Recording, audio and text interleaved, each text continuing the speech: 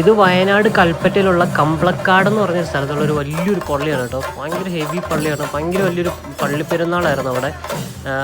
10-12 ദിവസത്തെ പള്ളി പെരുന്നാളായിരുന്നു. അതിൽ 3 ദിവസം ഭയങ്കര തിരക്കാണ് കേട്ടോ. ഭയങ്കര ക്രൗഡാണ്. വെളുപ്പിനെ 3 മണി 4 മണി വരെയൊക്കെ ഭയങ്കര തിരക്കാണ് കേട്ടോ.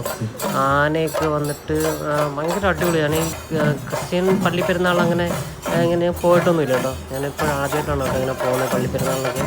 അടിപൊളിയായിരുന്നു. പിന്നെ അവിടെ നമുക്ക് അന്നദാനം അങ്ങനെ സംഭവമൊക്കെ ഉണ്ടായിരുന്നു. ഫുഡൊക്കെ ഉണ്ടായിരുന്നു.